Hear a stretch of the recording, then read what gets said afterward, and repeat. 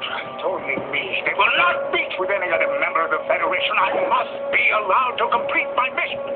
There are no other logical solutions. No other logical solutions?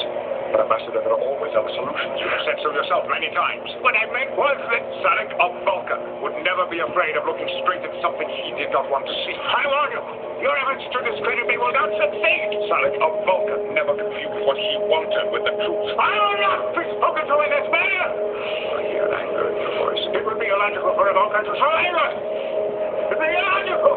Illogical. Illogical. Illogical.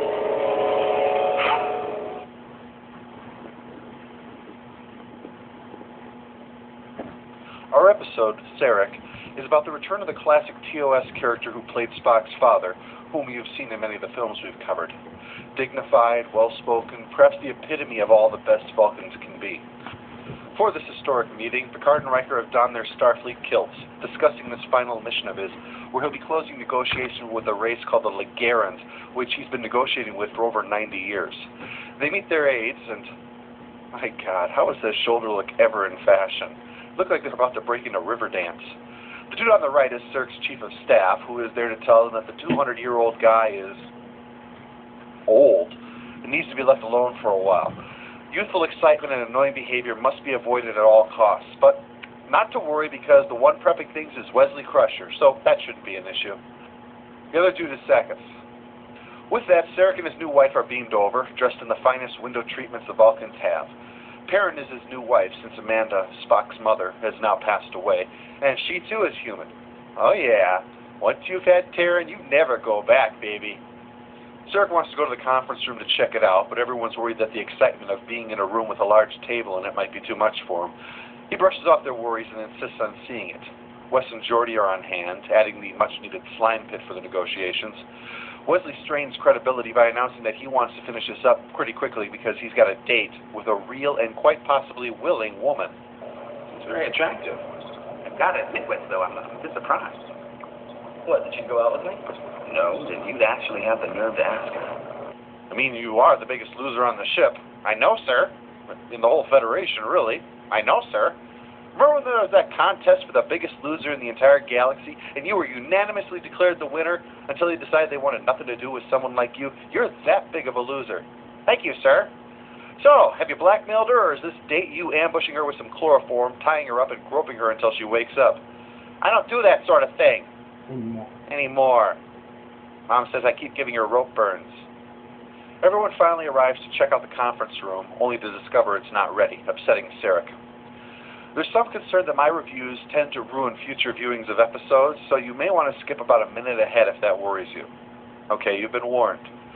One of the implications made throughout the episode is that Sarek, in his own way, has become so old his mind has become feeble about the tragedy of that circumstance. And that tragedy is unfortunately undermined by this scene here, where Sarek, as you see, is quite passionate in his conversation about this, clearly wanting to make it evident to all that he takes this seriously. But thanks to some wonderfully inappropriate editing, we discover that he has had this conversation with nobody. Follow his expressions in the scene. It's not like he's talking to Picard while he's looking around the room. He's reacting like he's having an intimate face-to-face conversation with an empty corner. It's hard to keep focused on the tragedy that we're supposed to be taken away from this when it looks like Sarek is ranting at Larry the Invisible Interior Decorator. I'm done, Picard. You try talking some sense into Larry. Picard, Riker, and Troy discuss how Sarek certainly doesn't seem frail, so they decide to invite Perrin to the planned Mozart concert. Her company would no doubt be quite welcome, being such a warm person. Come in. What the hell do you want? Love the outfit. Is that what all the 24th century nuns wear now? The scene helps to establish Picard's understanding of the Vulcans, particularly with his reaction to the description of his career as satisfactory, recognizing it as high praise. He extends his invitation, but it's uncertain that Sarek will be up for it. For the last time, the answer is no, Larry. Perrin, tell him we won't play Scrabble until he stops cheating. Geordi and Wesley finished with the slime pit, only to get into a fierce argument over who's the biggest screw-up when it comes to women. Geordi for having his greatest love that we've seen being with a hologram, or Wesley Crusher for being Wesley Crusher. Riker interrupts and assumes the position of someone who has had a woman in every Jeffries tube on the ship, and the two slink off. Later we find Sarah's entourage at the Mozart concert after all, where the main performer will be Data. Data, that's not how you play it. Well, Data's air violin is so moving it drives Sarah to a single tear, and his entourage leaves quickly.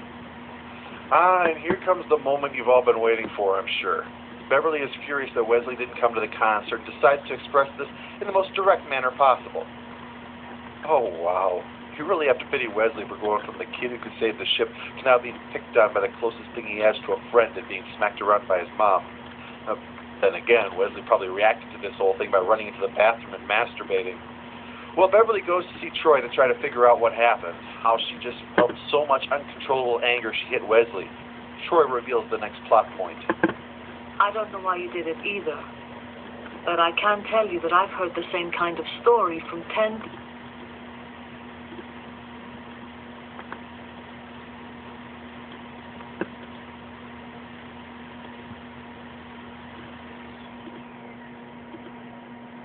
Such a great time to be in love, or fall in love.